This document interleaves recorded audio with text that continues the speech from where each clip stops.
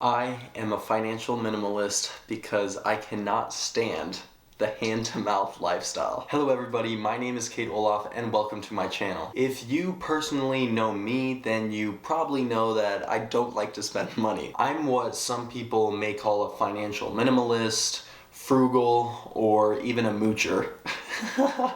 For instance, I refuse to buy coffee for many reasons, but primarily because it's too expensive. I refuse to go out and pay for food most of the time. But point being, I just don't like to spend money. And if you're sitting back and thinking I'm crazy, allow me to explain. So, there I was, 18 years old, bussing tables at a restaurant and hating every second of it. Every single day, I thought to myself that there's no way this can be the only way to go about life. I would look at some of my fellow coworkers who looked like zombies because they had been there for what seemed like an eternity, and every single table and plate that I cleaned up just irritated me more than the previous one had. So one day, I'm standing there, I remember this vividly. The restaurant was super slow, no one seemed to even be there, and something clicked. I just had enough. So I do what most do when that click happens, and I walk up to my coworker and I say, bro, how much do you bet I just walk out and quit right now?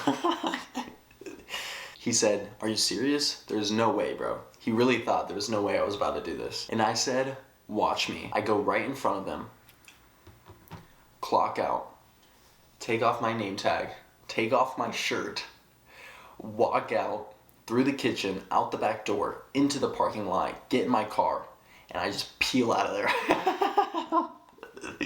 I can't begin to express to you the amount of freedom that I felt when I did that. Now, by no means am I a person to burn bridges and do something like that ever, but I'm telling you, something came over me where I just had to leave. I just knew it. It hit me. So if you are watching and you personally feel this way about your job situation right now, I recommend not doing what I did. Put in your 2 weeks and don't burn any bridges. But I can honestly say, looking back at it now, that was the beginning of my financial independence journey. It was at that moment that I stopped caring about what other people thought of me. I stopped caring about what job I worked at, what clothes I wore, what car I drove. I believe that that was the moment I realized that I have way too much potential to be stuck working in a restaurant for the next 40 years of my life. That was the moment I realized I am never going to put up with a hand-to-mouth lifestyle. But let me be honest and say I still didn't know how I was going to do this, but I knew I was going to find a way. Fast forward 2 years later and here I am. Of course, I'm learning as I go and I don't know everything, but at least I know I have a plan on how I'm going to obtain that financial freedom. And being a financial minimalist is the start, maybe to not everyone, but for most, to hopefully obtain financial freedom in the future. Being very careful how I spend my money allows me to save as much money as I possibly can to help me achieve my goals as early as I possibly can. So you may be asking, well, what are these goals and how are they going to help you achieve financial freedom? And the way that I'm going to achieve this financial freedom is by obtaining real estate and living off of its passive income. Now, please understand that the goals I have set for myself and the plans that I have for are mainly in the future. It starts now, and I have to start applying myself now, but the long-term goal is around 10 years. So by being financially minimalistic now, is that a word?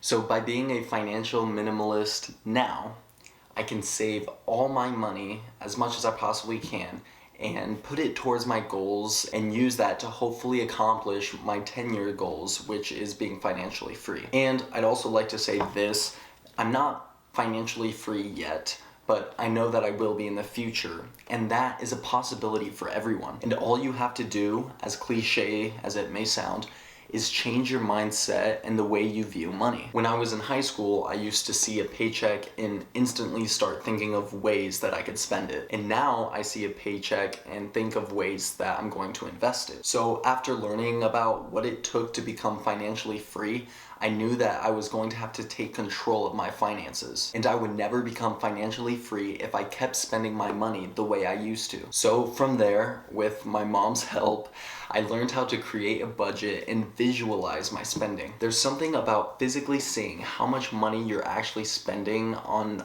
unnecessary garbage that really helps you to start saving and think twice before you buy something. Once I created my budget, I realized that I could be saving a lot of money if I stopped impulse buying. This has now led me to a point in my life where I have set clear goals for myself and I know what it's going to take to achieve them. Investing as much of my money as possible now, that way in the future I can pay for a lifestyle that I want, not out of pocket, but out of my investments. And honestly, once I figured out that I couldn't live that hand-to-the-mouth lifestyle anymore, it was really hard for me to wrap my mind around living the next 40 years of my life like that. If you don't know what hand-to-mouth lifestyle means, it is a way that only satisfies one's immediate needs. It's a terrible cycle that sadly most people live in, where they constantly have to work in order to pay for their lifestyle. If they stop working, then they stop living. The point being is that I am trying to live below my means and save and invest all my hard-earned money. And for the end of the video, I wanted to end it with a question that you should ask yourself. What is your relationship with money? If you're in an abusive relationship with money, it can look like you're constantly spending, you're impulse buying, you're not saving your money, and you're living from paycheck to paycheck. If you're in a healthy relationship with money,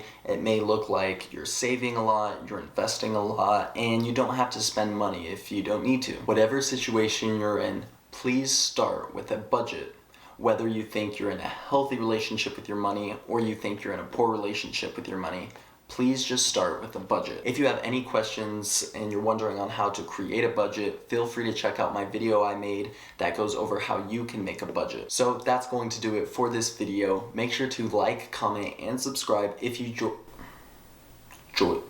So that's going to do it for this video. Make sure to like, comment, and subscribe if you enjoyed the content. Remember to tap the notification bell when you subscribe, that way you don't miss out on any of my new videos. And as always, I'm Kate Olaf, and I'll see you in the next one.